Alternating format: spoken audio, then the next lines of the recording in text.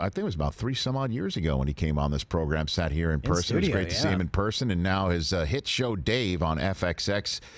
Season 1 finale is tomorrow night. It airs the next day, streams the next day on Hulu, where the streaming numbers have been off the charts, over 5 million more per episode. And the man himself, Lil Dicky, right here on the Rich Eisen Show.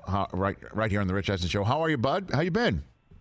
I'm good, man. How are you, Rich? I'm better for talking to you. The number of people when we was at episode 4, right, Chris? Yeah, we're in episode 4, so we're co-stars with Dave. We're co-stars with Dave Bird, a.k.a. Lil Dicky. You guys stole the show. You stole the show. Well, you know what? It's very rare that I ever scream the words out that you and Jeff Schaefer, the creator of the show, asked me to scream out. So I don't know. I kind of stepped out of my shell a little bit on that one, Dave. You handled it with poise, though. I honestly thought you did a perfect job. We kept saying, thank God for Rich, because he really did the perfect thing for that montage. I appreciate that. How has this all worked out for you, man? This has been quite something. I wonder what it's like from your perspective. Well, honestly, it's been hard for me to, really soak it in, because only, Saturday did I hand in the season finale, and up until, Saturday, I've just been working on every episode, almost up until a week before the episode comes out. So it's I've been kind of just still really working hard on it. And only the past 3 days do I feel like a free man and able to soak it all in. But it's definitely a dream come true. I'm very happy that, even as a guy, I'm a huge TV fan, and some of my favorite shows ever, I didn't even find out about until their second or third season. You know what I mean? So it's TV's kind of weird like that. So I'm very happy that people are already watching early. Okay, so how real to what this is in your life? This is a fictionalized version, but tell me what's real on this. What's close to real? It's definitely some things are word for word exactly how they happen. Some things are loosely based. Some things are totally fictitious. It's very all just kind of a hodgepodge. But I don't know if you want to talk about something that's specific. I really was born with a penis that needed surgery. My hype man Gator really does have bipolar disorder. There's a lot of things that I could say that's real. And things that I could say that's kind of based on something that really happened. And the things that I could be that never happened. But man, it would be funny if it did. So Gator in the show is your real life hype man, right? And yeah. So how did you know he could act, Dave? I had a hunch. If you meet this guy, anyone who meets him is wow, who the heck is that guy? He's a character, he's very dynamic as a person. Yes. And he almost carries himself like he is famous before even being famous. People kind of thought he was famous, just because of how he was. So he's just you just know people where I never acted either. So it's how did I know I could act? I just knew I was a charismatic person that, was capable. And I felt the same way about Gator. Well, you knew you could act. How does one become Lil Dicky? The story is pretty impressive. The real life story about how you started off and started out, for those who may not know, can you recount how you did your first couple videos?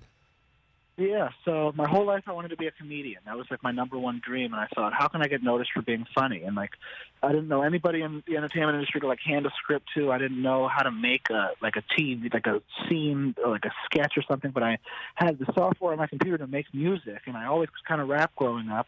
And I didn't see many people doing funny rap music, so I started rapping just to be noticed for to be a comedian. And the rapping just got better and better. And it caught up to the comedy side of it, to where I've become in my mind I feel like I'm one of the best rappers in the world. And I put my first video online, and I've been working on it for 2 years without showing anybody. And I finally was ready to put my first video out. And the second I posted it, it went to it went viral. It got 1 million views in the first 24 hours. So that day will always kind of be the best day of my life, because I feel like it's the day that I really learned I am who I thought I was. And it's an irreplaceable feeling. So but the way you shot it, though, didn't you walk up to people's doors and say, can I use your house, use your boat, use your, didn't you? Yeah, that was another video. That video came about a year after that first video. And that was called Save That Money. And that was my first big mainstream. All the first videos I did, I didn't even know anybody that made music. So I had to go online and steal other rappers' beats and make songs over a Drake beat, or you know what I mean? Stuff that I didn't even own the rights to, that I couldn't even monetize. And I finally got enough of a following to where producers could send me beats, and like that Save That Money song you just referenced is one of my first original songs, and probably my first big mainstream moment. Like the first stuff that I put out was like very internet-y, but Save That Money was like on the radio, and like I pretty much made a whole music video for completely free by just like talking people into letting me use their things. Yeah, and Fetty Wap, Snoop Dogg, Chris Brown, Ariana Grande, Justin Bieber, they all follow, correct, in your career? Yeah, no, I mean, this is amazing. When you say it like that, I left some out. Ed Sheeran, Shawn Mendes, Brain. Yeah. You know, I've left a few out. Yeah, there's a lot. I guess. No, I'm fortunate enough to where like I've these people at the end of the day are like all just like normal people. So when I meet them, I think I just like establish a good rapport and relationship, and we stay in touch. And then if I need them on a song, I think they all trust my creative vision. So I'm just very lucky that everyone, I guess, seemingly believes in me. They sure do. Lil Dicky here on the Rich Eisen Show, and yet we still have not been able to pull off the caper that I was trying to cultivate a few years ago. Because you're a diehard Philadelphia sports fan, and at the time Andy Reid had just left for the Kansas City Chiefs, trying to get you to do a rap song and video with Andy Reid called "Time's Yours," because that's how he always starts his press conference. He's still on the "Time's Yours" video, huh? You know what? I'm not going to give it up. I think it's too damn good. Too damn good. He's still doing "Time's Yours" in Kansas City. Every press conference. Period starts with him giving an update on injuries and then looks at the gathered member of the media and say, "Time's yours." Every single one of them. He's been doing it, and now he's won a Super Bowl. I was so happy when he won. No other team winning has made me that happy. Because not even your own Philadelphia Eagles a couple years ago?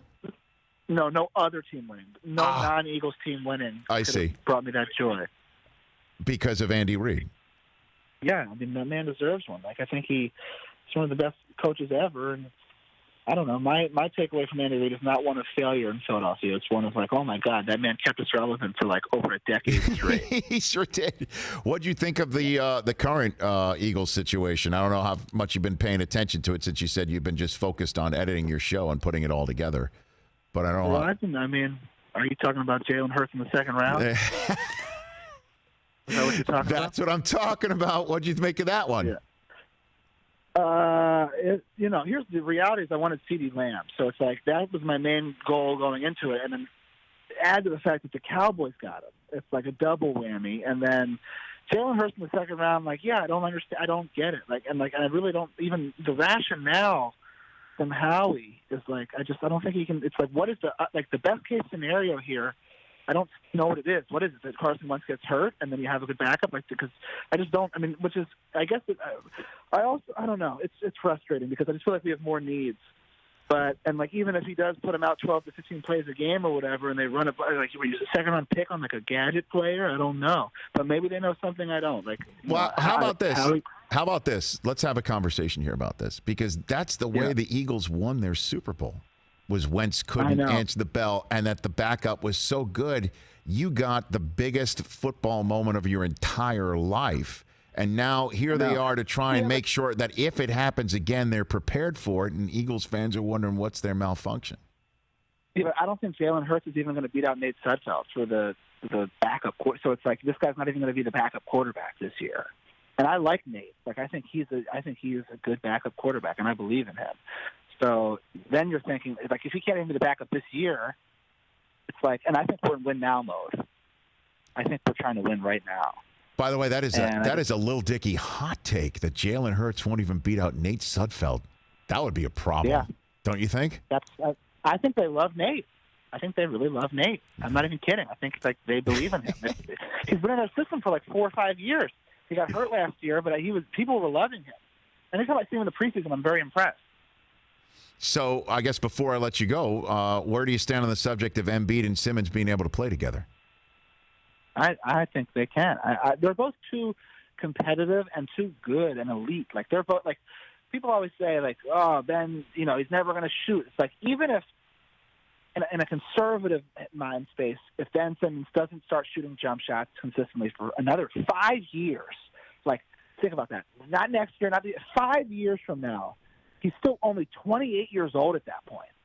And he's like, you know what I mean? So it's like he's so young that I don't know what the fuss is about. It's like he's going to start shooting eventually, and they're so chip on their shoulder, like winners, I believe. And they were a lucky bounce away from maybe beating the champions last year. So I think they're in a good spot. They just need more shooters. And I don't think I don't think the issue is Embiid and Simmons. I think it's just like the pieces around them. And if they're not ready yet, then they're not ready yet. But like they're going to be ready. And in 3 years from now, they're both going to be like 26, 27 years old. So you don't think it's an issue of them meshing with each other because that was the conversation before the season got postponed for the moment. That was the whole conversation. No, I don't think it's an issue. I really don't, because they're both just lockdown defenders, and you know they need other pieces that complement them. But I don't think those two guys have. I think they're like a young Shaq and Penny. So before I let you go, the season finale tomorrow night. Other than clearly a special guest appearance by Nate Sudfeld, what should we expect on tomorrow night's season finale, Lil Dicky? I would say my main comment is expect the unexpected. Like I could give you like 10 million guesses as to what happens, even if you watched every episode, and you would never even come close to guessing it. It's like totally, you have no idea, and I think it's one of the most, insane, revolutionary things that's ever been put on television. I think it's like my masterpiece. Well, it's just the first season. You can't peak too soon. You can't do that. Well. It's going to be. I agree, but it's my masterpiece to this date, and it's going to be. I don't know. It's going to go down as a classic episode of television for sure. Classic episode of television on FXX tomorrow night, 10 Eastern time. Thanks for joining. Thanks for calling in, man. Thanks for having me, Rich. I appreciate it. Anytime. Let's get you back on soon. Okay. Be well. Okay.